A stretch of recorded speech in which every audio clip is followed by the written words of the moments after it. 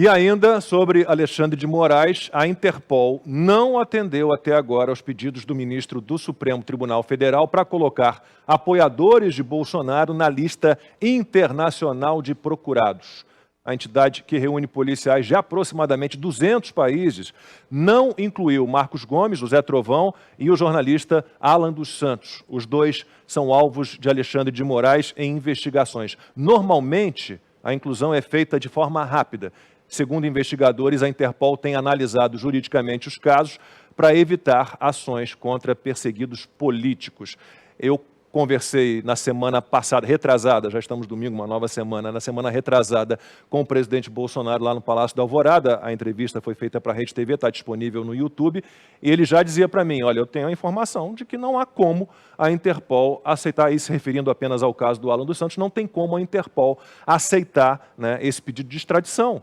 Ele não está sofrendo, né, nenhum tipo de inquérito, né, legal, digamos assim, não é um criminoso, não há motivo legalmente para que os Estados Unidos aceitem esse pedido de extradição. Né? Não tem como, Ana. Não tem como, e além disso, a Interpol, ela sabe muito bem... Tem mais o que fazer, né?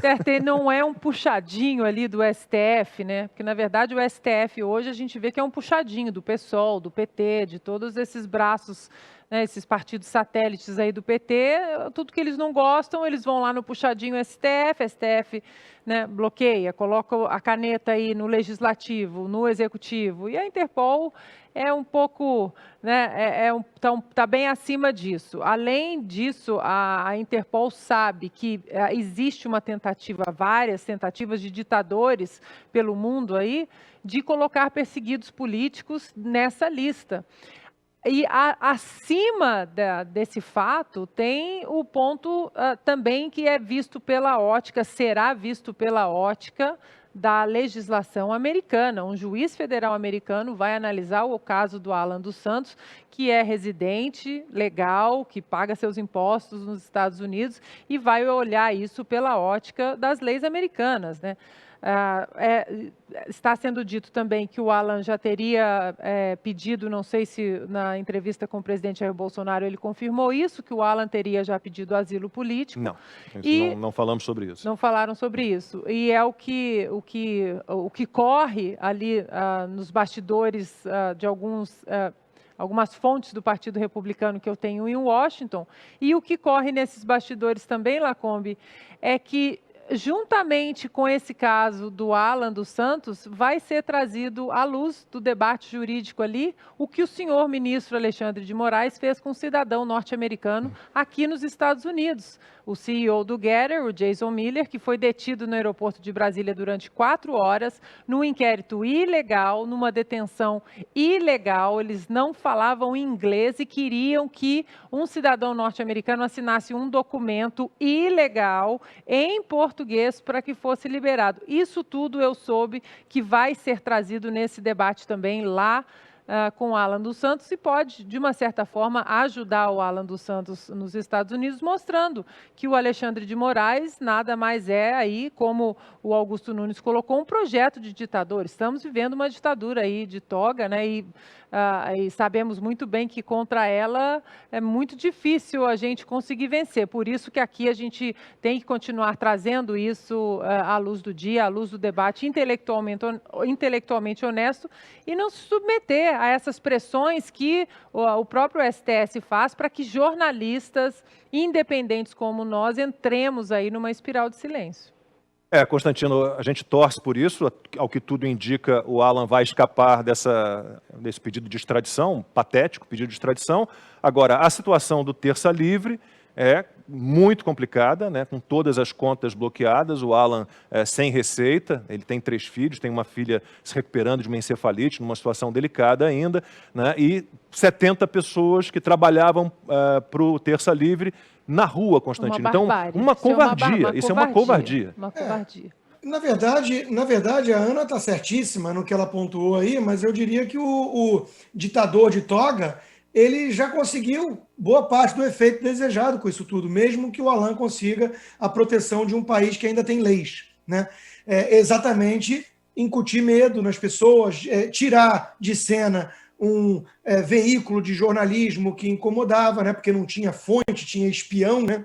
Quando a fonte dizia coisas incômodas sobre decisões dos próprios ministros do STF, aí não é mais jornalista com fonte, é bolsonarista com espião. Então, tudo isso é muito patético. E eu uma vez mais, vou apontar o dedo aqui, né, para a postura da imprensa, porque eu acho que nós temos, em boa parte, esse papel, né, de mostrar no que se transformou a velha imprensa, né? Ela é cúmplice disso. Ela se recusa a chamar, por exemplo, Alan dos Santos de jornalista, porque acho que limpa a sua consciência na hora de dormir e vai deitar a cabecinha no travesseiro lá, cada militante desses disfarçado de jornalista, cada passapanista do Supremo desses, né?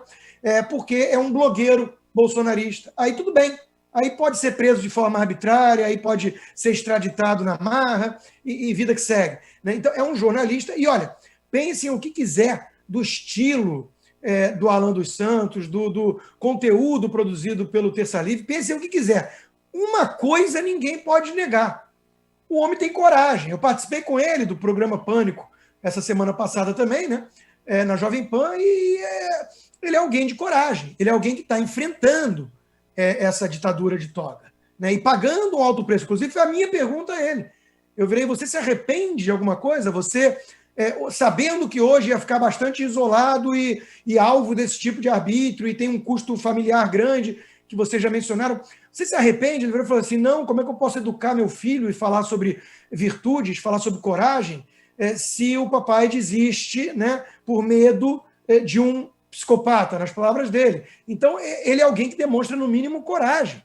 Isso aí tem que ser reconhecido. E desde Aristóteles sabemos que, pelo menos, é uma virtude das mais importantes. Pensem o que quiser. A pessoa pode concluir o seguinte, eu acho que ele usa a coragem para uma coisa que eu não gosto, ou que eu acho que faz mal para a causa da liberdade. Tudo bem, isso é uma opinião subjetiva, pessoal, mas não reconhecer que o cara tem coragem para enfrentar uma turma que está jogando pesado, isso é o mínimo que a gente tem que fazer aqui. Outra coisa, né? Sobre a demora da Interpol. Eu achei muita graça nisso essa semana, porque você tem duas interpretações básicas, né? Aquela que é a mais crível e que nós estamos adotando aqui, ou seja, os pedidos soam arbitrários, o inquérito é um inquérito ilegal, aliás, assim chamado por um ministro do Supremo, né, que já se aposentou, inquérito de fim do mundo e por aí vai. Por isso que a Interpol está vendo problemas no pedido. A segunda opção é pensar que o Bolsonaro não é o Bolsonaro, mas é o Bolsoringa, o grande vilão da humanidade, e é tão poderoso que ele não domina só a Polícia Federal, ele domina a Interpol. E isso, acreditem se quiser, pasmem, foi a interpretação dada pela mídia. O destaque da Folha de São Paulo, o Globo, era tudo nessa linha, né? Especialistas e bastidores alegam que influência bolsonarista e medo de receio de reação dos bolsonaristas tem levado à demora. Quer dizer, é o Bolsoringa, é o cara que faz chover onde ele quer e seca onde ele não quer, incêndio na Amazônia que mata as girafas e por aí vai. É o Bolsoringa, é o cara responsável por 600 mil mortes de Covid no Brasil, mas não no resto do mundo. Então, é tudo tão tosco. De novo, essa imprensa virou uma palhaçada, é uma piada de mau gosto. É um negócio abjeto. Agora, tem uma grande vantagem, que a Ana já mencionou também, né? Eu estou adorando isso, da forma que ganhou essa dimensão e chegar na Interpol, né? Porque pelo menos é a chance que temos. Está dando visibilidade para o mundo e para os Estados Unidos do que é, na verdade, o Supremo Tribunal Federal Brasileiro de hoje. Qual é a verdadeira ameaça que a democracia brasileira sofre hoje? A narrativa dessa mesma imprensa e de imitadores de foca que ganham destaque até no New York Times, né, é de que o Bolsonaro é um fascista que ameaça a democracia. Quando a turma ter acesso ao pedido de extradição e depois o pedido de asilo e puder julgar por conta própria, eu acho que vai vir a realidade à tona e vai ser bem diferente dessas narrativas midiáticas.